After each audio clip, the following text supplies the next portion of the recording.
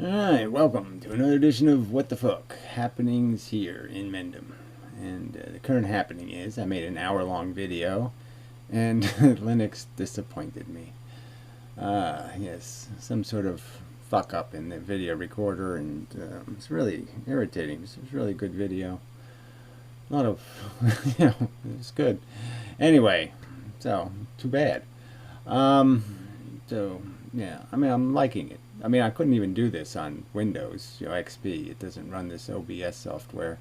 So, but yeah, just it's pretty irritating to have the video thrown away, like completely wasted. No sound. So anyway, I'm doing a backup video just in case, but it won't have the shit in the background stuff over there. Anyway, so I've been thinking, to do on Earth. The book idea, the organizing the argument idea, getting it into some sort of form, links to videos and text and quotes and whatever it takes. So, I'm using the old toolbar thing I used to use, made different varieties of them. It's kind of useful, and I'll play with that a little bit, but try not to do it to your irritation. It's kind of a nice feature, in the sense that the part where you add text, you can load it into just about any website, and it'll pop in there like that. And the links and all that kind of stuff, and so it's little extras where you can black and white the screen, that kind of stuff. Alarm clock, this and that and the other thing. But with the link one, you can actually link to stuff like this is my comment section video thing, so I can just make it a text link and it'll pop onto the thing. See, so there's the one from the previous video where I did the same example, and now there's two of them. And so anyway, and so it's just a bookmark, and so eventually I'll give you the link to the bookmark, but for now it's just a link to this actual page that see, and this, just reload it, and there's the extra comment there. Anyway, and it's sort of I've sort of tried to make it tablet and phone friendly, in the sense you can do the touch thing to kind of navigate and make everything kind of big, to also do that and all that kind of crap. But anyway, I've decided on a kind of a simple title: Life Sucks, and especially when you don't think so. So that's sort of a reference to this first chapter, the tragedy of small, narrowly selfish mind, of the small, narrowly selfish mind. It's the kind of thing where if you don't know something's broken, then you're likely to make it more broken, or you're likely to kill somebody with it, or something like a car. Like if you don't know something's broken on the car, you're probably going to make whatever's broken worse, and you might make the world worse, more likely to anyway. And that's the whole problem with this bliss of ignorance thing, these glib people who think the game is just about how they feel, and if they're doing fine, then everything's fine, and there's nothing that they have to account for or defend except their own happiness. I'm happy, therefore life is good, therefore there should be more of it because I'm happy. And no logic applied in terms of recognizing that that's not how the universe works. There's a whole bunch of other things not doing what you're doing, not doing the happy thing or comfortable thing or it's good enough thing, or any of that kind of bullshit. So so these are like not really chapters, they're like book 1, book 2. Book 1 would be about the head game, how people aren't looking for the truth, they have no respect for the truth, they don't give a shit about the truth because they're obsessed with the how am I doing thing. They're just too closed, too myopic, too narrow in their vision. Cigarettes. So that was part of the video before. I did wish to thank people who do nice things, gestures, donate, and then they give me cigarettes now and then. They send polite emails that I never respond to. you know, that kind of thing. Sorry about that, but thank you. I do appreciate it. I just don't know. I'm just no good at saying I appreciate it. I'm no good at typing appreciation. I should just make people videos, and then that would solve the problem. But you know, that takes effort also. And it's the whole communicating thing. It's this, you know, I don't like having to do it for some reason, especially on any kind of personal level. Then it just gets too, you know, what do you say? You know, personally, there's very little comfort to offer in this life. So I have nothing good to say, so it's almost like I should say nothing at all. So I almost self-censor my rhetoric because, yeah, I don't have anything good to say. So anyway, so the first chapter is just going to focus. I mean, there's a whole bunch of arguments you can make about this optimism bias thing, this glib thing, where people just aren't appreciating the staggering implications of their benign neglect, their disregard, their lack of consideration for the plight of all the things that are victims because of your gameplay. So because you say yes and vote for it, they're the ones paying the price for your vote, so to speak. The continued play. And these numbers get horrendous, you know, when you really look at it. And that sort of gets to the second argument, which is the nature is crap, you know, consumption, reproduction, addiction, parasitism, that there's no good function in us.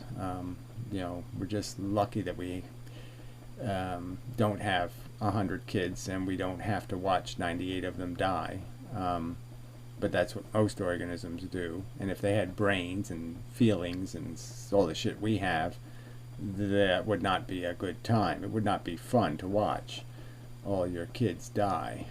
So the biggest fact you could point out about nature, the most glaring obscenity, is that it's a mass murderer of children. That it kills thousands and, you know, many thousands, hundreds of thousands of some organisms in their infancy or in their childhood to create this master genetic code thing to improve the species. Children pay the highest price. Nature's a child molester. I mean, that could be the title of the book too.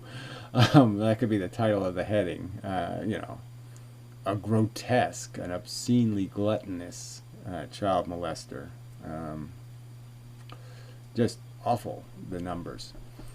And those are just facts, and somehow that fact doesn't penetrate people's brains because they just don't incorporate this idea that they have to account for what goes on in the rest of the world because the world is just their world. So I feel good, everything's fine, there's no real victims, they're just whiners, and it's, you know, just this complete oblivious to the reality. And we're all vulnerable to some of that. I can say there's lots of times in my life when I didn't have real appreciation for certain liabilities or disabilities that people had, like vertigo.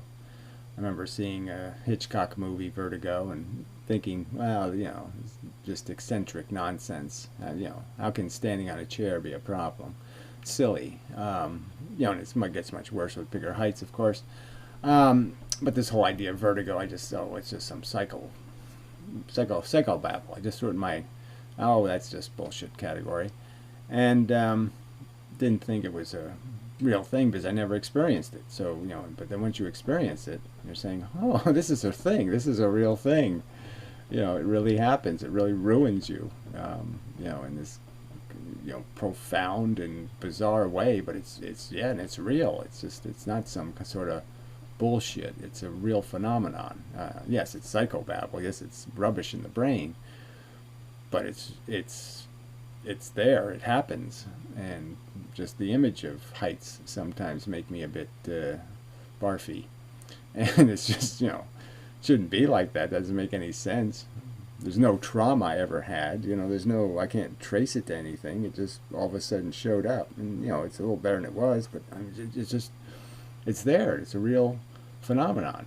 And so, I mean, here I was totally insensitive, and I was an asshole. And I'm the obvious argument being made here is that all these people who think they're, ha ha ha ha, they're having their fun little, they're going to be so mockable by an intelligent future. An intelligent future would say, gee, look how insensitive, look how grotesque these people are.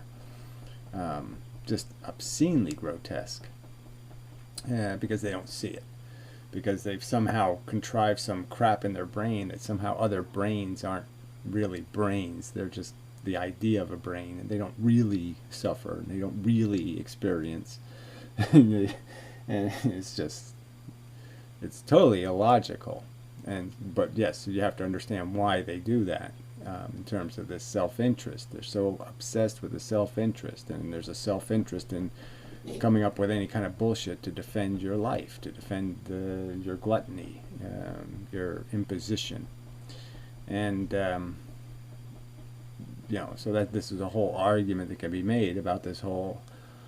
It's not so much about constructing the argument of the asymmetry or the zero-sum game, because the second chapter on all of this nature is crap, he gets to that in terms of the obscene numbers. I mean, if we just took the last 10,000 years of human existence and, say there was a total of 20 billion people who ever lived, and we took all the suffering that took place in those 10,000 years by all the, say, higher mammals, all the mammals, every rat, rodent, every deer, every lion, every tiger, their life and death, the struggle, and just took that suffering and just ignored all the rest, all the 300 million years of feeling organisms getting slaughtered and ripped to pieces and having their parts ripped off and all that stuff, and just paid attention to this little tiny section, this little 10,000 year section, this minute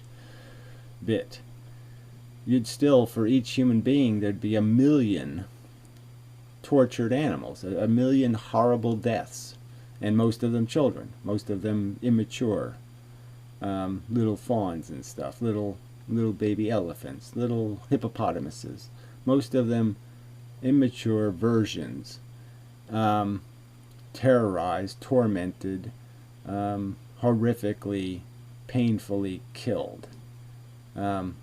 And that's the price for this fun we're having, this adventure we're doing. This is the ticket price for a great adventure, for the great adventure, for the greatest story ever told, as Dawkins would say, the douche. The price is this huge, gigantic pile of, soldier dying of his wounds in a wet, muddy trench.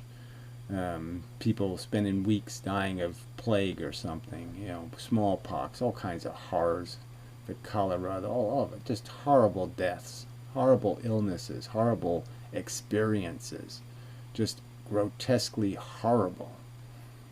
Now, if I said, if I gave you a bargain, like you're walking in a park and it's just a circular park and it's a nice clean sidewalk and you're walking, it's nice fresh air and the sun's shining, and so you're okay. You're not orgasmically having fun, but you're not harassed. And I offer you the ticket, the great adventure ticket.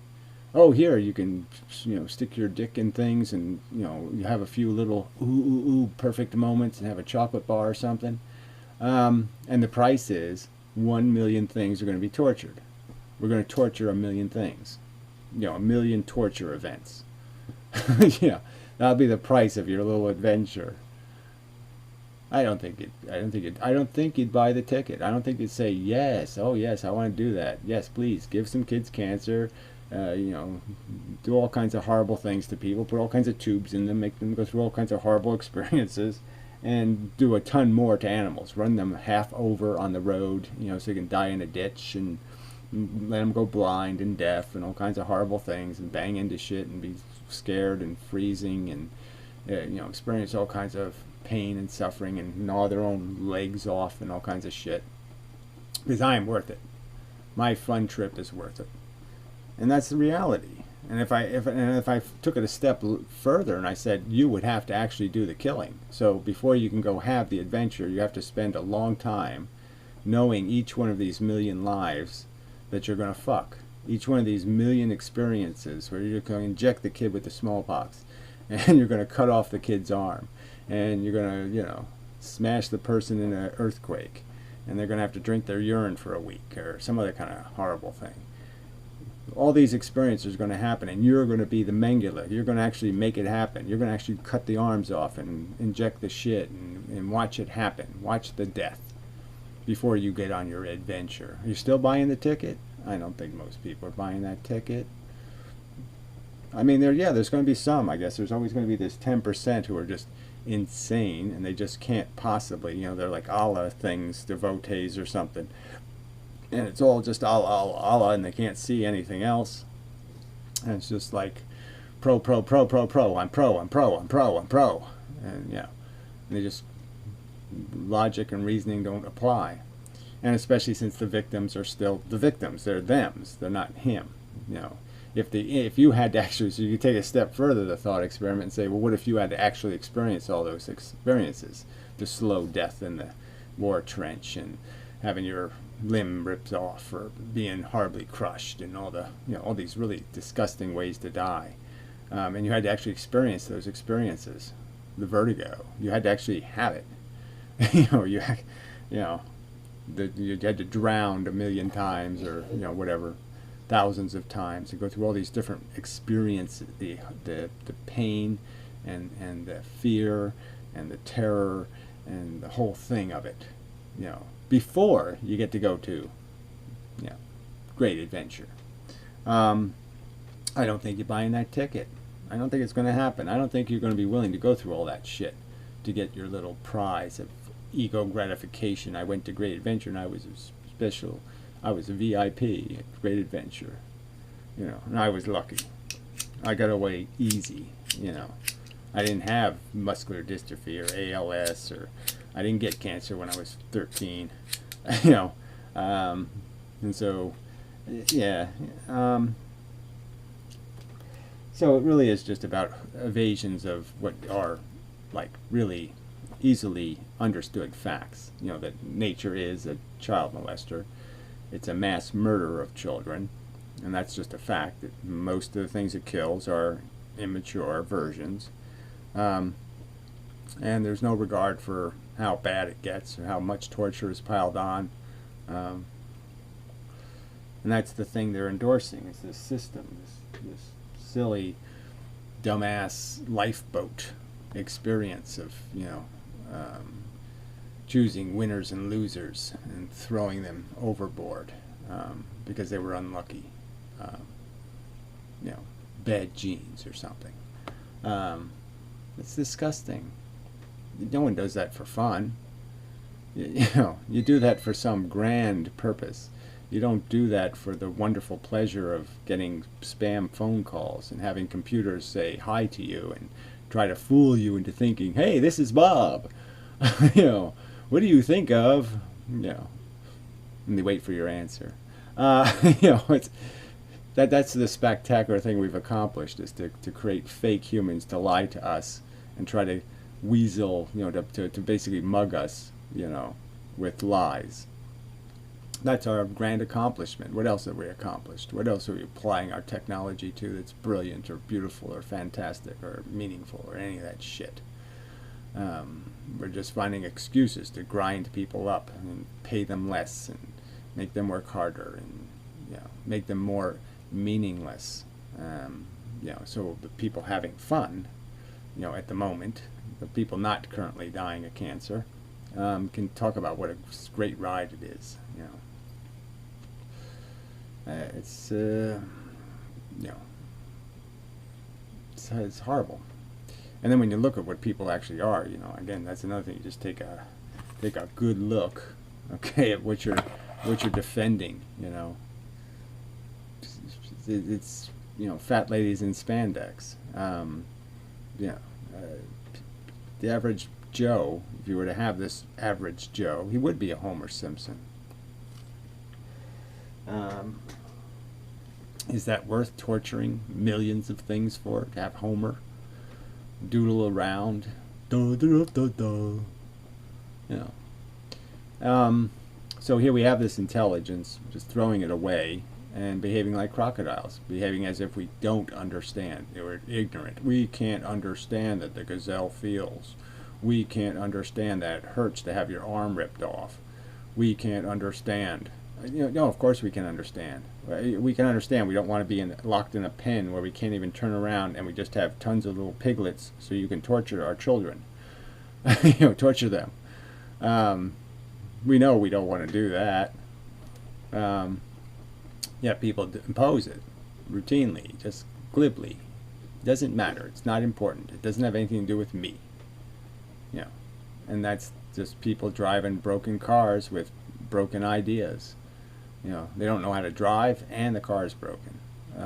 Just clueless. They don't have their eyes open. They have their eyes quite narrowly skewed, not to see.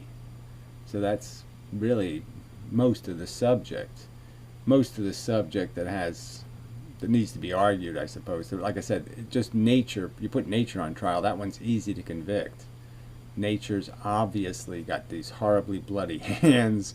There's DNA evidence. There's all kinds of evidence that nature just couldn't give a shit.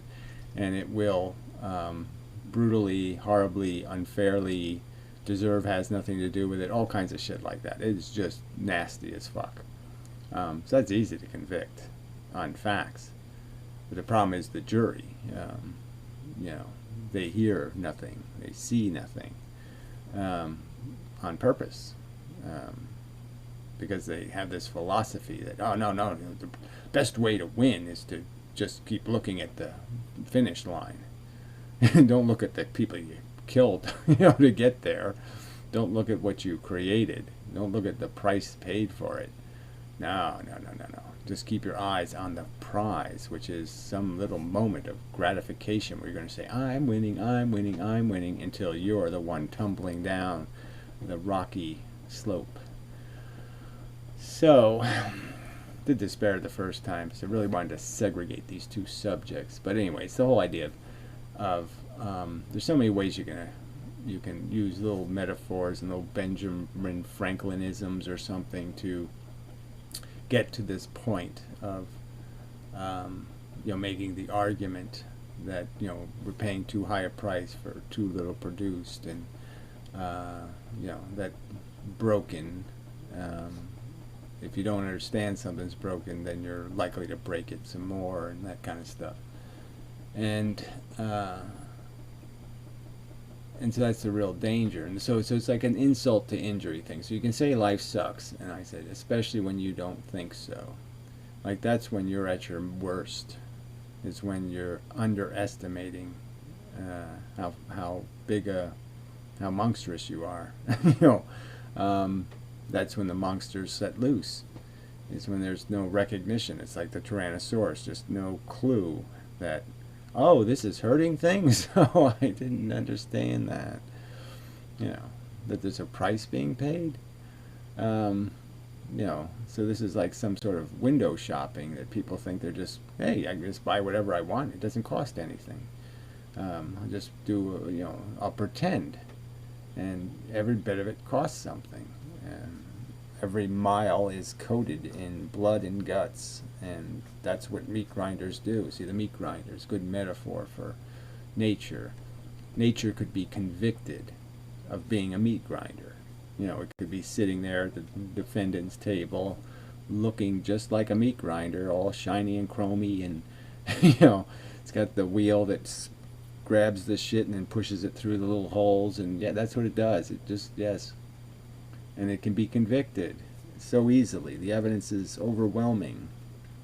And yet people will persistently, with this silly silver lining, cloudy bullshit, this trivial mush of keep defending something that is indefensible, in terms of way too expensive and way too trivial a product, which is a bunch of ego gratification.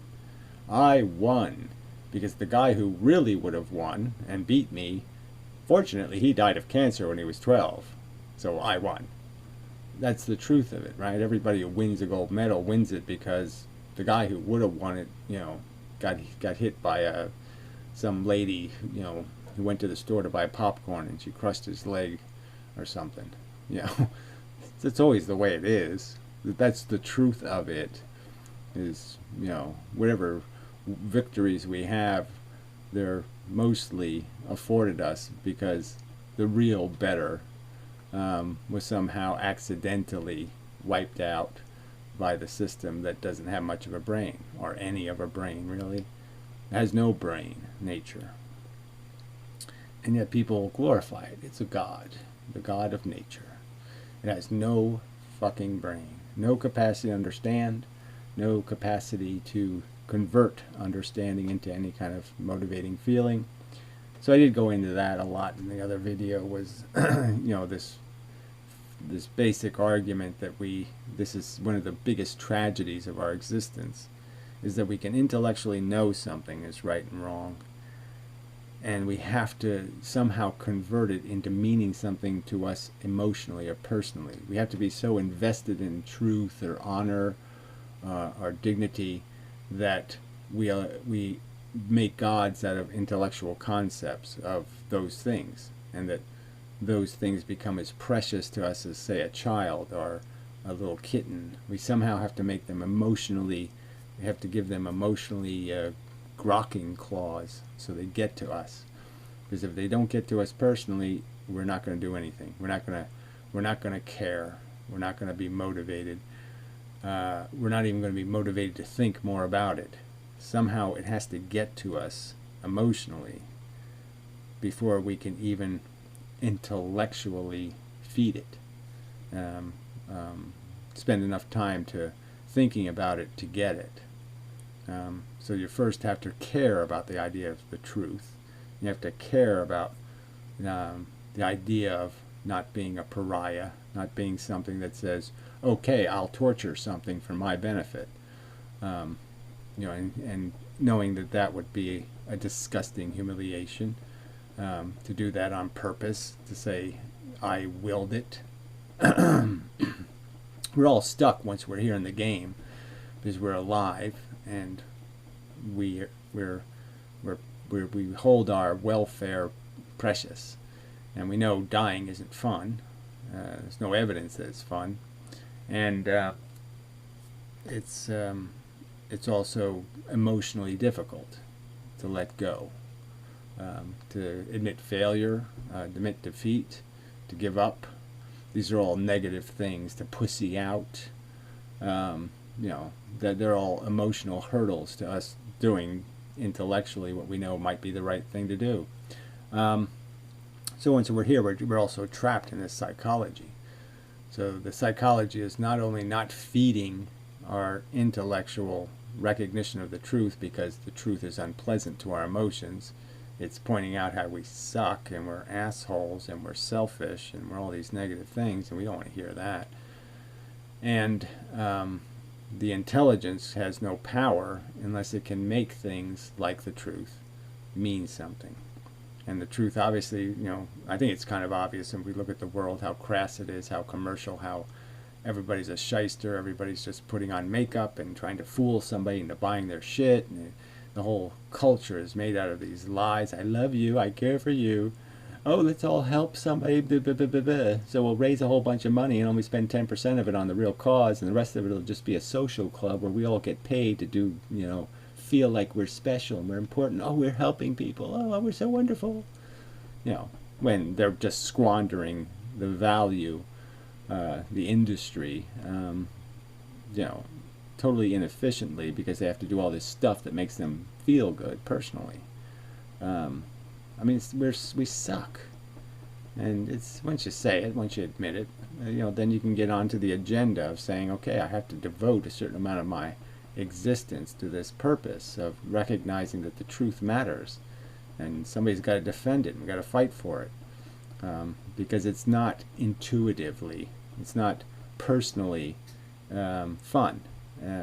And so it has to be pushed. You just can't wait for people to eat it up, because it doesn't taste good. But it's necessary. It's a necessary pill. It's the medicine. See, this is what I mean by all these little things that people can type, and all the little phrases,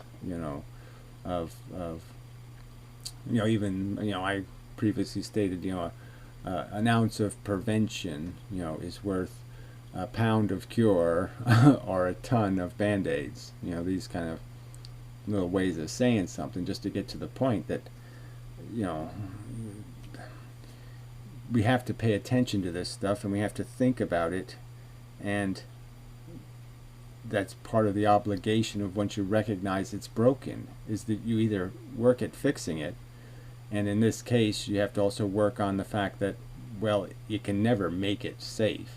It's unsafe at any speed. Life is unsafe at any speed. It's unsafe at any degree of participation, because it's made out of deprivation. It's made out of creating some sort of negative state of need, want, desire, must have, deprivation.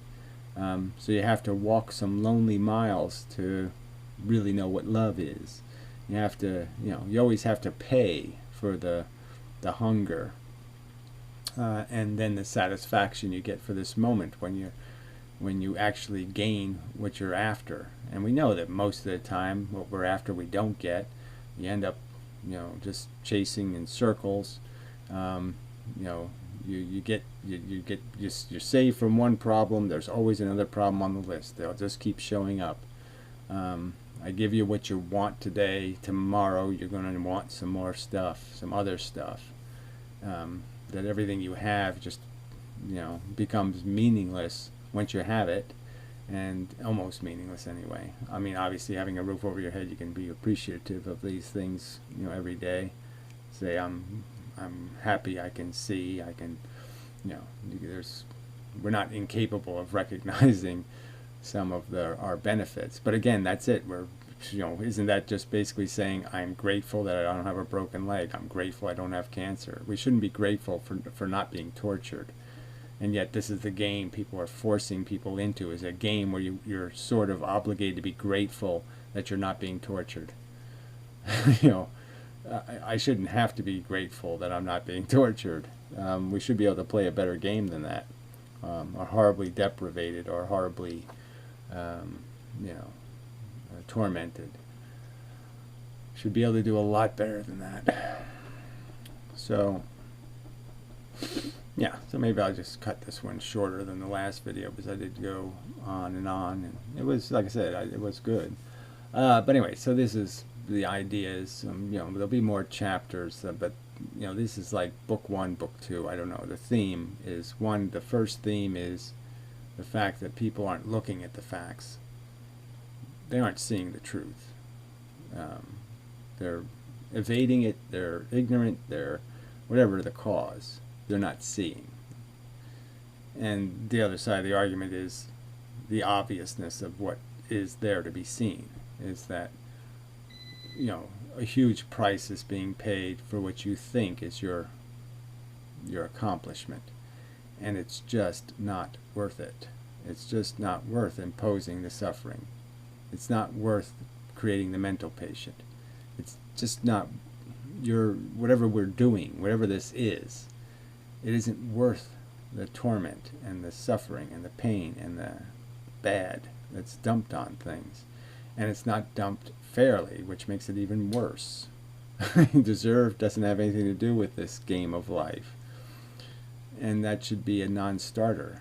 Just logically, we should be able to say, no, you don't play a game like soccer if deserve doesn't have something to do with it. If the winners are going to not deserve it, that doesn't make any sense. And if the losers are not going to deserve to lose, that's again, there's no. If you obliged people to defend what they're defending, you're saying, "Oh, look, where in the real world do you not show some sort of duplicity here?" Because you expect other things to live up to a standard. You expect them to work. You wouldn't pay for them if they didn't. And clearly, in this case, it doesn't work. The poor will be with you always. I mean, the failure is complete in the sense that we aren't even putting a dent in it. And in a sense, we're just making it worse with this stupid ignorance. This obsession with life has sentenced, millions of people to spending years in delusional states of mind in nursing homes, being prodded and poked and having, surgeries and all kinds of stuff happen to them. And there's no fruit for all of that.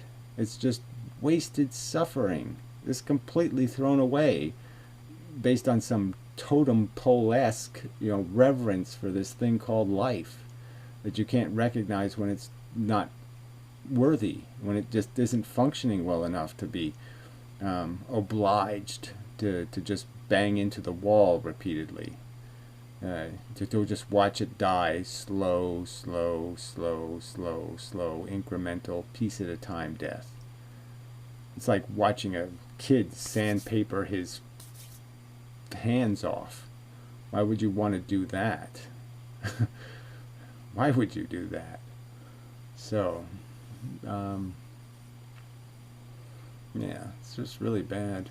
It's really bad that so many people are so insensitive, so glib, so self-obsessed, so incapable of recognizing that there's just no dance you can dance that's good enough to pay for, those soldiers in the muddy ditch slowly dying of a gut wound.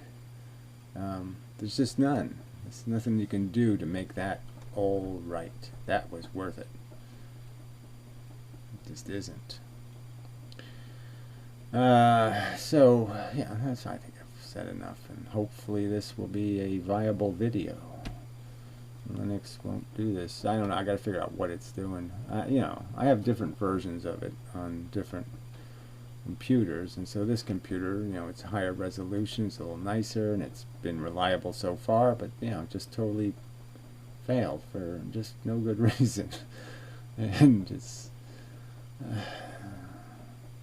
you just don't. You don't like going in thinking, well, it's one thing if the power goes out, something happens, okay, you can accept that, but just sort of random failures, because it just doesn't provide any tools to know what's wrong, what happened, why'd you do that, because as bad as Windows is, just doesn't do that. Fails in ways you know why it did. But anyway, I'm just being, maybe it'll be okay. I'll find out, I'll figure out what's going on. But it is just disappointing to, just have an hour-long video slaughtered. It's like a child in a way.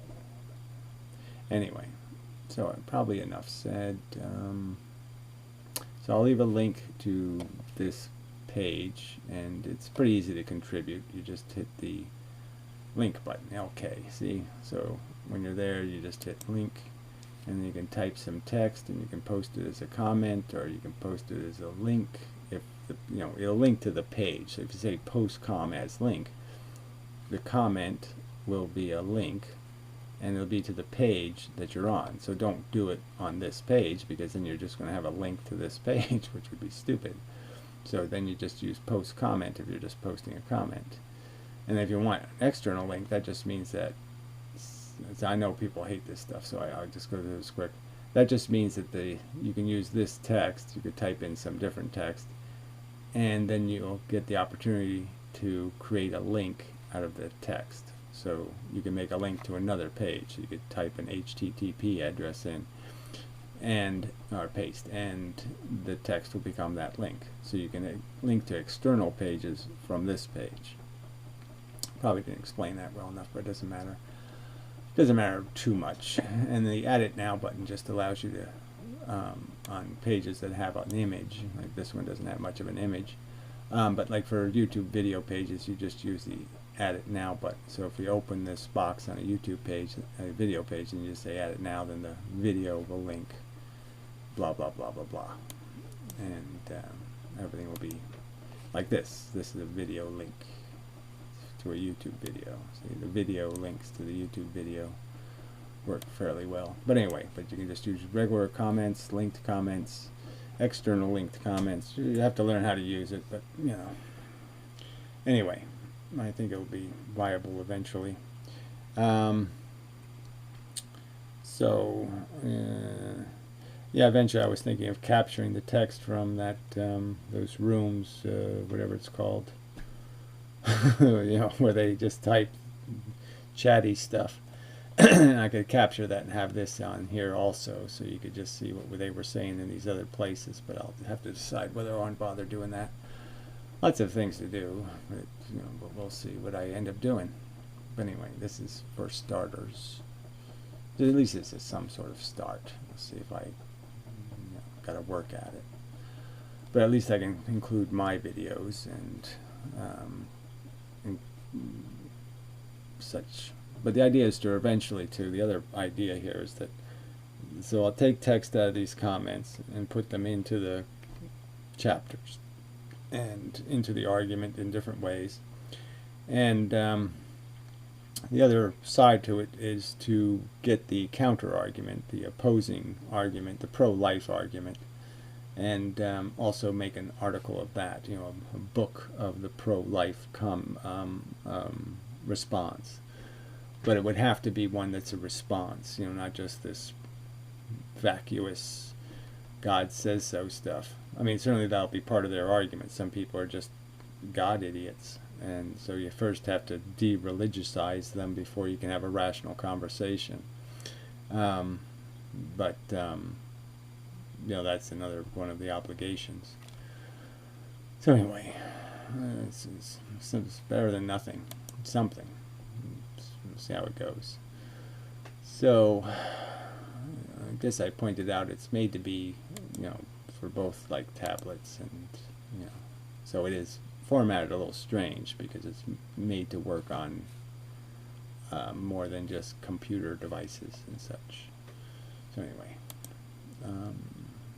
so we'll hope this is a viable recording. Please. And if it's not, then you're going to get this version that doesn't have any, no screenshot in it. And you'll have to just settle for that, I guess. So anyway, until the next time and such.